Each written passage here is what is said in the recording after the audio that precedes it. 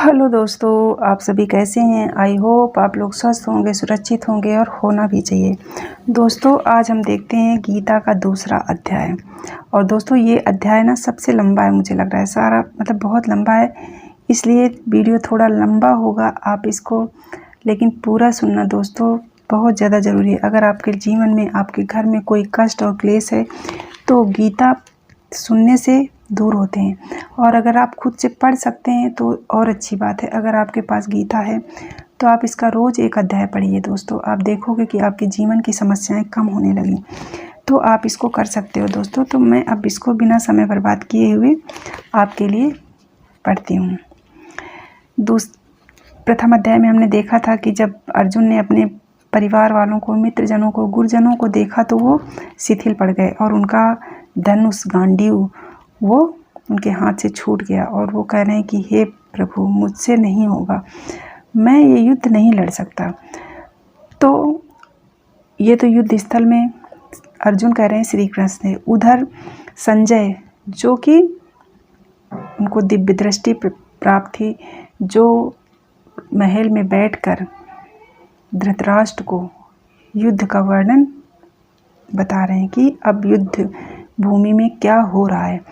तो संजय बोले कि आंसुओं से पूर्ण तथा व्याकुल नेत्रों वाले शोक युक्त उस अर्जुन के प्रति भगवान मधुसूदन ने ये वचन कहा है। वो किससे कह रहे हैं? ये कह रहे हैं वो धृतराष्ट्र से, कि अब आंसुओं से पूर्ण मतलब कौन था? आंसुओं से पूर्ण अर्जुन था, तथा व्याकुल नेत्र वाले शोकयुक्त अर्जुन के प्रति भगवान मधुसूदन या कृष्ण ने ये वचन कहा है कि हे अर्जुन, तुमको इस विषम स्थल में ये अज्ञान किस हेतु से प्राप्त हुआ है? क्योंकि ये ना तो श्रेष्ठ पुरुषों में आचरण किया गया है और ना स्वर्ग को देने वाला है, ना कीर्ति को करने वाला है। तुम्हारा ये आचरण ना तो स्वर्ग को देने वाला है और ना कीर्ति को ही करने वाला है। आपको इससे कोई कीर्ति नहीं मिलेगा। इसलिए हे अर्जुन, तुम ये मत करो और ये तुम्हारे योग्य नहीं है। हे परम तप, तुच्छ हृदय की दुर्बलता को त्याग कर युद्ध के लिए खड़े हो। तुम अपने तुच्छ हृदय की दुर्बलता को त्याग कर युद्ध के लिए खड़े हो। मतलब ये जो मोह माया हमको जकड़े रहती है, इससे अब तुम बाहर निकलो।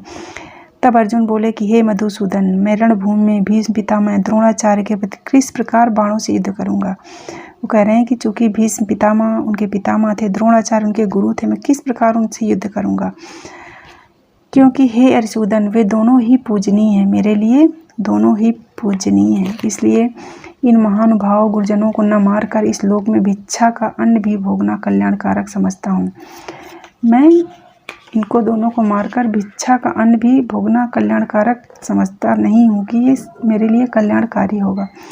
क्योंकि गुरुजनों को मारकर भी इस लोक में रुधिर से सने हुए अर्थ और काम रूप भोगों को ही तो भोगूंगा।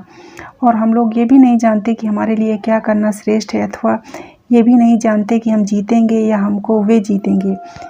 और जिनको मारकर हम जीना भी नहीं चाहते, वे ही धृतराष्ट्र के पुत्र हमारे सामने खड़े हैं। तो इसलिए कायरता रूप दोष करके उपहत हुए स्वभाव वाला और धर्म के विषय में मोहित चित्त हुआ मैं आपसे पूछता हूँ कि जो कुछ निश्चय किया हुआ कल्याणकारक साधन हो मेरे लिए कहिए। वो कह रहे हैं कि मैं ऐसा नहीं कर सकता, लेकिन जो मेरे लिए कल्याणकारक साधन हो वो आप मेरे लिए कहिए। अर्जुन कह रहे हैं कृष्ण भगवान से, क्योंकि मैं आपका शिष्य हूँ, इसलिए आपके शरण में हूँ और आप मुझे शिक्षा दीजिए। क्योंकि भूमि में निष्कंटक धन धान्य संपन्न राज्य को और देवताओं के स्वामी पने को प्राप्त होकर भी मैं उस उपाय को नहीं देखता हूँ जो कि मेरी इंद्रियों के सुखाने वाले शोक को दूर कर सके। और उधर संजय बोलते हैं धृतराष्ट्र से, हे राजन, निद्रा को जीतने वाले अर्जुन अंतर्यामी श्री कृष्ण महाराज के प्रति इस प्रकार कहकर फिर श्री गोविंद भगवान से युद्ध नहीं करूंगा ऐसे स्पष्ट कहकर चुप हो गए हैं। उसके उपरांत हे भारतवंशी धृतराष्ट्र, अंतर्यामी श्री कृष्ण महाजन ने दोनों सेनाओं के बीच में उस शोका युक्त अर्जुन को हंसते हुए ये वचन कहे। जब अर्जुन ऐसा कह रहा है तो कृष्ण जी हंसते हुए ये वचन कहे। ये कहानी संजय धृतराष्ट्र को बता रहे हैं कि हे अर्जुन, तू न शोक करने योग्यों के लिए शोक करता है और पंडितों के से वचनों को कहता है, परंतु पंडित जन जिनके प्राण चले गए हैं उनके लिए और जिनके प्राण नहीं गए हैं उनके लिए भी शोक नहीं करते हैं, क्योंकि आत्मा नित्य है, इसलिए शोक करना अयुक्त है। वास्तव में ना तो ऐसा ही है कि मैं किसी काल में नहीं था अथवा तू नहीं था, अथवा ये राजा लोग नहीं थे, और न ऐसा ही है कि इससे आगे हम सब नहीं रहेंगे। किंतु जैसे जीवात्मा की इस देह में कुमार, युवा और वृद्धावस्था होती है, वैसे ही अन्य शरीर की प्राप्ति होती है। उस विषय में धीर पुरुष नहीं मोहित होता है, अर्थात जैसे कुमार, युवा और जरावस्था रूप स्थूल शरीर का विकार अज्ञान से आत्मा में भासता है, वैसे ही एक शरीर से दूसरे शरीर को प्राप्त होना रूप सूक्ष्म शरीर का विकार भी अज्ञान से ही आत्मा में भासता है। इसलिए तत्व को जानने वाला धीर पुरुष इस विषय में नहीं मोहित होता है।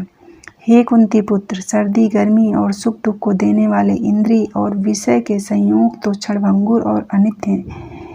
इसलिए हे भरतवंशी अर्जुन, उनको तू सहन कर, क्योंकि हे पुरुष श्रेष्ठ, दुख सुख को समान समझने वाले जिस धीर पुरुष को ये इंद्रियों के विषय व्याकुल नहीं कर सकते, वो मोक्ष के लिए योग्य होता है। मतलब हमें ये सब मोह माया में नहीं पड़ना चाहिए, क्योंकि ये आत्मा अमर है, और ये आत्मा जो है युवावस्था में भी होती है, वृद्धावस्था में भी होती है, और ऐसा नहीं है कि हम आज हैं तो कल नहीं थे या कल नहीं होंगे। होता है ना कि हम दूसरे रूप में थे, आज दूसरे रूप में हैं, आगे भी दूसरे रूप में आएंगे। और जो व्यक्ति श्रेष्ठ कर्म करता है वो मोक्ष के लिए योग्य होता है। हे अर्जुन, असत वस्तु का तो अस्तित्व नहीं और सत का अभाव नहीं। इस प्रकार इन दोनों का ही तत्वज्ञानी पुरुषों द्वारा देखा गया है। इस न्याय के अनुसार नाश रहित तो उसको जान कि जिससे ये संपूर्ण जगत व्याप्त है, क्योंकि इस अविनाशी का विनाश करने को कोई भी समर्थ नहीं है। और इस नाश रहित अप्रमेय नित्य स्वरूप जीवात्मा के ये सब शरीर नाशवान कहे गए हैं। इसलिए हे भरतवंशी अर्जुन, तू युद्ध कर। जो इस आत्मा को मारने वाला समझता है तथा जो इसको मरा मानता है, वे दोनों ही नहीं जानते, क्योंकि ये आत्मा न मारता है और न मारा जाता है। ये आत्मा न मरती है न इसे मारा जाता है। ये आत्मा किसी काल में भी न जन्मता है और न मरता है। ये आत्मा किसी भी काल में न जन्म लेती है न मरती है। ये आत्मा हो करके फिर होने वाला है, आत्मा है और फिर से ही आत्मा हो जाएगा, क्योंकि ये अजन्मा, नित्य, शाश्वत और पुरातन है। शरीर के नाश होने पर भी ये नाश नहीं होता। हमारा शरीर नाश हो जाता है पर हमारी आत्मा नष्ट नहीं होती। हे प्रथापुत्र अर्जुन, जो पुरुष इस आत्मा को नाश रहित, नित्य, अजन्मा और अव्यय जानता है, वो पुरुष कैसे किसको मरवाता है और कैसे किसको मारता है।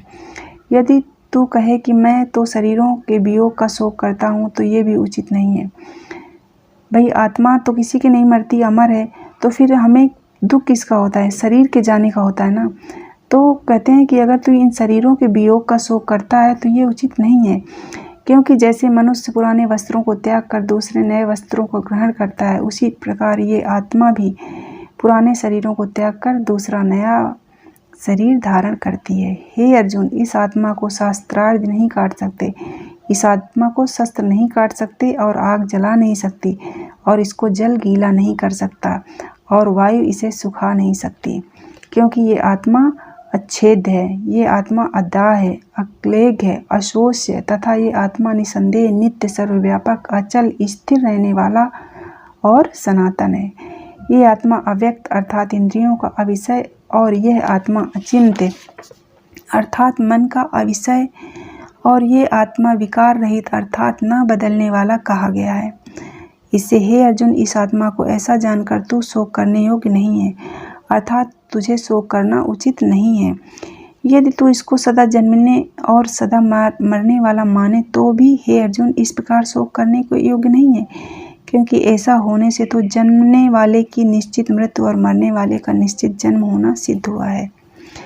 इससे तो इस बिना उपाय वाले विषय में शोक करने योग्य नहीं है। यह भीष्मादिकों के शरीर मायामय होने से अनित्य है, इसमें शरीरों के लिए भी शोक करना उचित नहीं है, क्योंकि हे अर्जुन, संपूर्ण प्राणी जन्म से पहले बिना शरीर वाले और मरने के बाद भी बिना शरीर वाले ही हैं, केवल बीच में ही शरीर वाले प्रतीत होते हैं। फिर उस विषय में क्या चिंता है? हे अर्जुन, ये आत्म तत्व बड़ा गहन है, इसलिए कोई महापुरुष ही इस आत्मा को आश्चर्य की ज्यों देखता है और वैसे ही दूसरा कोई महापुरुष ही आश्चर्य की ज्यों इसके तत्व को कहता है, और दूसरा कोई ही इस आत्मा को आश्चर्य की ज्यों सुनता है, और कोई कोई सुनकर भी इस आत्मा को नहीं जानता है। तो हे अर्जुन, ये आत्मा सबके शरीर में सदा ही अवध्य है, इसलिए संपूर्ण भूत प्राणियों के लिए तू शोक करने के योग्य नहीं है, और अपने धर्म को देखकर भी तू भय करने के योग्य नहीं है, क्योंकि धर्मयुक्त युद्ध से बढ़कर दूसरा कोई कल्याणकारक कर्तव्य क्षत्रिय के लिए नहीं होता। क्योंकि क्षत्रियों का सबसे बड़ा कर्तव्य क्या होता है? युद्ध करना, और वो भी जिससे दूसरे का कल्याण हो। तो हे पार्थ, अपने आप प्राप्त हुए और खुले हुए स्वर्ग के द्वार रूप इस प्रकार के युद्ध को भाग्यवान क्षत्रिय लोग ही पाते हैं। यदि तू इस धर्मयुक्त संग्राम को नहीं करेगा तो स्वधर्म को और कीर्ति को खोकर पाप को प्राप्त होगा, और सब लोग तेरी बहुत काल तक रहने वाली अपकीर्ति को भी कथन करेंगे। अगर तुम ये धर्म युद्ध नहीं करते तो तुम्हारी अपकीर्ति होगी, और इसको बहुत दिनों तक इसको याद रखेंगे, या इसको कथन कहेंगे, या इसको लोगों को बताएंगे। वो अपकीर्ति माननीय पुरुष के लिए मरण से भी अधिक बुरी होती है, और किसी व्यक्ति की जो अपकीर्ति होती है या बुराई होती है वो पुरुष के लिए मरने से भी अधिक बुरी होती है। और जिनके तू बहुत माननीय होकर भी अब तुच्छता को प्राप्त होगा, वे महारथी लोग तुझे भय के कारण युद्ध से उपराम हुआ मानेंगे, और जिनके लिए तू शोक मना रहा है और अगर तू युद्ध नहीं करता तो वही महारथी तुझे क्या कहेंगे कि इसने भय की वजह से युद्ध नहीं किया, और तेरा उपहास उड़ाएंगे। और तेरे बैरी लोग तेरे सामर्थ्य की निंदा करते हुए बहुत से न कहने योग्य वचनों को कहेंगे। जो तुम्हारे दुश्मन हैं या वैरी लोग हैं वो तुम्हारे सामर्थ्य क्षमता की निंदा करते हुए यही कहेंगे कि वो इसे करने के योग्य ही नहीं था। फिर उससे अधिक दुख क्या होगा? अगर जब सब लोग तुम्हारे बारे में ऐसा कहेंगे तो उससे बड़ा दुख और कुछ हो सकता है? इससे युद्ध करना तेरे लिए सब प्रकार से अच्छा है। भगवान कृष्ण अर्जुन को युद्ध के लिए तैयार कर रहे हैं, और वो कह रहे हैं कि इसलिए तेरे लिए युद्ध करना सबसे अच्छा है, क्योंकि या तो मरकर स्वर्ग को प्राप्त होगा अथवा जीत कर पृथ्वी को भोगेगा। क्योंकि अगर इस युद्ध में तुम मर जाओगे तो स्वर्ग को प्राप्त होगे, और अगर जीत गए तो तुम इस पृथ्वी को भोगोगे। तो इसलिए हे अर्जुन, युद्ध के लिए निश्चय वाला होकर खड़ा हो। तू युद्ध को निश्चय वाला होकर खड़ा हो कि मैं अब युद्ध निश्चित रूप से करूँगा। यदि तुझे स्वर्ग तथा राज्य की इच्छा ना हो तो भी सुख दुख लाभ हानि और जय पराजय को समान समझकर इसके उपरांत युद्ध के लिए तैयार हो। इस प्रकार युद्ध करने से तू पाप को प्राप्त नहीं होगा। जो भी है तो हर सुख दुख लाभ हानि जय पराजय को भूल जा, तो सिर्फ युद्ध कर, क्योंकि इससे युद्ध करने से कम तू पाप को प्राप्त नहीं होगा। तो हे पार्थ, ये बुद्धि तेरे लिए ज्ञान योग के विषय में कही गई, और इसी को अब निष्काम कर्म योग के विषय में सुन। जिस बुद्धि से युक्त हुआ तो कर्मों के बंधन को अच्छी तरह से नाश करेगा। इस निष्काम कर्म योग में आरंभ का अर्थात बीज का नाश नहीं है, और उल्टा फल रूप दोष भी नहीं होता है। इसलिए इस निष्काम कर्म योग रूप धर्म का थोड़ा भी साधन जन्म मृत्यु रूप महान भय से उद्धार कर देता है। हे अर्जुन, इस कल्याण मार्ग में निश्चयात्मक बुद्धि एक ही है, और अज्ञानी पुरुषों की बुद्धियां बहुत भेदों वाली अनंत होती हैं। हे अर्जुन, जो सकामी पुरुष केवल फल श्रुतियों में प्रीति रखने वाले, स्वर्ग को ही परम श्रेष्ठ मानने वाले, इससे बढ़कर और कुछ नहीं है ऐसा कहने वाले हैं, वे अविवेकी जन जन्म रूप कर्म फल को देने वाली और भोग तथा ऐश्वर्य की प्राप्ति के लिए बहुत सी क्रियाओं के विस्तार वाली इस प्रकार की जिस दिखाऊ शोभायुक्त वाणी को कहते हैं, उस वाणी द्वारा हरे हुए चित्त वाले तथा भोग और ऐश्वर्य में आसक्ति वाले उन पुरुषों के अंतःकरण में निश्चयात्मक बुद्धि नहीं होती है। हे अर्जुन, सब वे तीनों गुणों के कार्य रूप संसार को विषय करने वाले अर्थात प्रकाश करने वाले हैं। इसलिए तू अनसंसारी अर्थात निष्कामी और सुख दुखादि द्वंद्वों से रहित नित्य वस्तु में स्थित तथा योग क्षेम को न चाहने वाला और आत्मपरायण हो, क्योंकि मनुष्य का सब ओर से परिपूर्ण जलाशय के प्राप्त होने पर छोटे जलाशय में जितना प्रयोजन रहता है, अच्छी प्रकार ब्रह्म को जानने वाले ब्राह्मण का भी सब वेदों में उतना ही प्रयोजन रहता है। अर्थात जैसे बड़े जलाशय के प्राप्त हो जाने पर जल के लिए छोटे जलाशयों की आवश्यकता नहीं रहती है, वैसे ही ब्रह्मानंद की प्राप्ति होने पर आनंद के लिए वेदों की आवश्यकता नहीं रहती है। इससे तेरा कर्म करने मात्र में ही अधिकार है, फल में कभी नहीं।